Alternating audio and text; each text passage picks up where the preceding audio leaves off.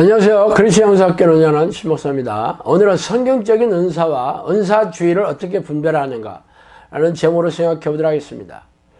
자, 은사는 카리스나 카리스마 혹은 도로스라는 헬라어 단어를 번역한 것으로 본래 뜻은 선물이라는 의미입니다.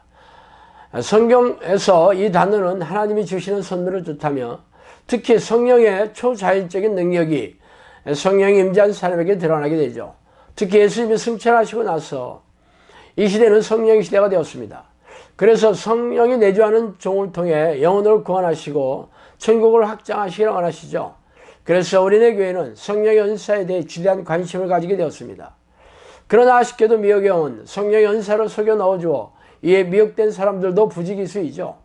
이에 대한 반대급부로서 아예 성령의 은사를 폄훼하거나 멸시하는 이들이 교회를 장악하고 있어요. 이들은 성령의 은사를 드러내는 이들을 죄다 싸잡아서 은사주의자라고 부르며 폄하하고 있습니다. 이는 미혹에 사로잡혀서 비성경적인 은사를 마치 성령의 은사인 것처럼 물을 흐리는 이들 때문이기도 합니다. 그래서 오늘은 성경적인 성령의 은사와 비성경적인 은사주의자를 분별하는 잣대에 대해서 알아보고 싶습니다. 먼저 우리네 교회 지도자들이 생각하는 은사주의자들에 대한 일반적인 정의를 말씀드릴게요. 은사주의는 진리를 통한 구원보다는 성령 체험, 방언, 신유, 귀신 쫓음 등 성령의 은사를 받은 것을 구원의 징표로 삼는 경향을 말하며 20세기 초에 미국에서 시작되어 세계적으로 큰 교세를 이루고 있습니다.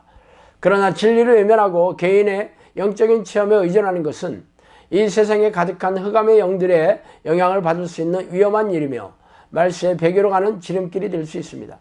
이렇게 얘기하고 있죠. 이들이 말하는 은사주의는 개인적인 체험인 성령의 은사를 받은 것으로 구원의 징표로 삼는 것이 비성경적이라고 말하는 듯 합니다. 이는 틀린 말도 아니고 맞는 말도 아닙니다.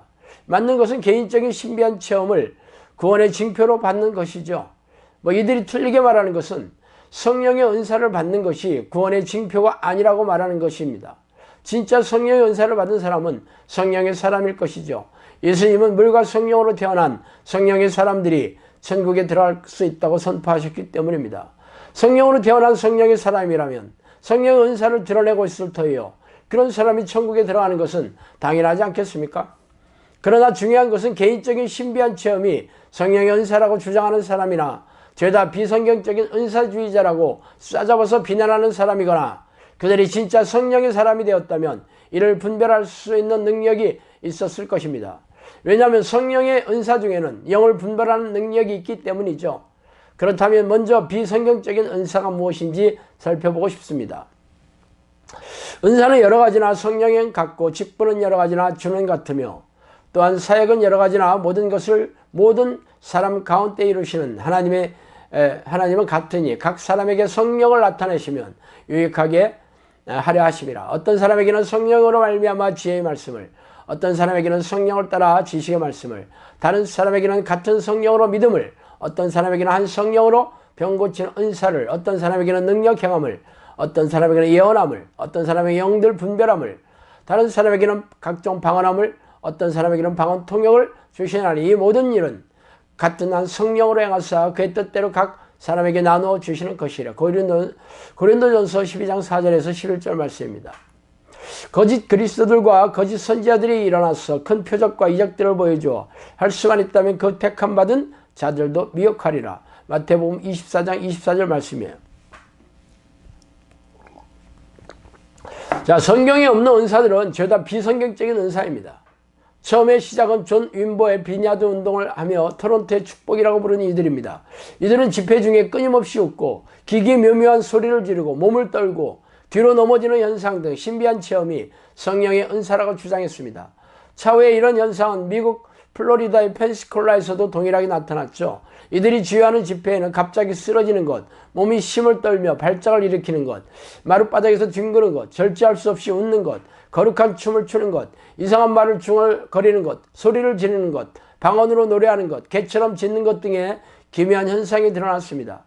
이 집회는 이후 다양한 선교기관과 교회에 지대한 영향을 끼쳤으며 금가루가 얼굴과 손에 떨어지고 아말감이 금리빨로 변하며 성령춤, 방언 찬송, 입신, 몸에 힘이 없이 무기력하게 되는 것, 몸이 굳어지는 것 등의 기이한 현상을 보고하고 있습니다. 인기 있는 프로그램인 알파코스도 비성경적인 현상을 추구하며 최근 성폭력 혐의로 재판 중인 만민중앙교회 이재령 목사도 여기에 속해 있죠. 그렇다면 미혹의 영이 속이는 성령의 은사를 봅시다. 이것은 이상한 일이 아니라 사탄도 자기를 광명의 천사로 가장하나니 그러므로 사탄의 일꾼들도 자기를 의의 일꾼으로 가장하는 것이 대단한 일이 아니니라. 그들의 마지막은 그 행위대로 되리라. 고린도서 11장 14절 15절 말씀입니다. 자, 성경에 없는 은사가 비성경적인 은사라는데 아니라고 하기는 쉽지 않을 것입니다. 그러나 성경에 명백하게 언급하고 있는 은사까지 성령이 주시는 은사인지 알아내는 것은 실로 어려운 일입니다. 그러나 이에 대한 언급이 구약에 적지 않죠. 거짓 예언자들이 우글우글했기 때문입니다. 그렇다면 예언을 한다고 죄다 성령이 주신다고 믿기는 어렵겠죠. 문제는 방언입니다. 사도들과 120여 명의 제자들이 마가의 다락방에서 성령의 임재를 체험했을 때 받은 것이 방언이었기 때문입니다. 그래서 방언은 성령의 은사라는 공식이 우리네 교인들에게 새겨졌죠. 거기다가 최근에는 내적 치유가 우리네 교회에서 판을 치고 있어요. 내적 치유는 세상의 심리적인 치유 기법에 성경을 버무린 짝퉁입니다. 성경에는 그냥 말로 치유하지 음악을 깔고 분위기를 띄우며 바가지를 깨트리고 편지를 태우며 특정 내용의 기도 주문을 반복하지 않습니다. 그렇다면 치유만 하면 죄다 성령의 능력일까요? 무당도 치유하고 절의 중들도 치유를 하고 있다는 것을 간과하지 마시기 바랍니다. 마지막으로 귀신 축출입니다. 그러나 귀신을 쫓아내는 것은 성령의 은사가 아닙니다. 성령의 은사라고 하지 않아요. 모든 하나님의 자녀들이 다 귀신을 쫓아내야 한다고 합니다. 그러나 은사주의자를 비판하는 사람들은 귀신을 쫓아내는 것을 은사로 치부하죠. 예수님은 모든 하나님의 종들이 귀신을 쫓아내고 귀신들이 일으킨 정신질환과 고질병을 치유하며 영혼을 구원해야 한다고 콕 집어서 말씀하셨어요.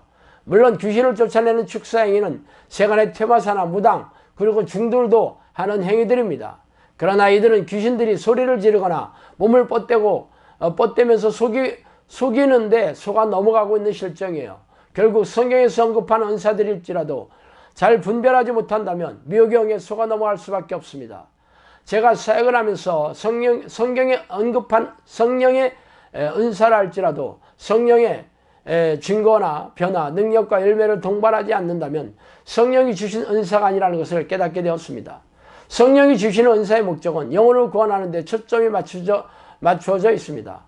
그러므로 성령의 사람이라면 거룩한 성품으로 변화하였는지 날카롭게 분별하며 하나님의 뜻에 합당한 동기나 목적으로 사역을 하는지도 잘 살펴보고 또한 기도의 능력으로 사람들의 지난한 삶의 문제를 해결해주고 귀신들을 쫓아내고 귀신들이 일으킨 정신질환과 고질병을 치유하면서 사탄의 권세에서 하나님의 나라로 돌아오게 하고 마지막으로 자신과 같은 성령의 사람을 제자로 양육하는 사역을 하는지로 분별해야 할 것입니다.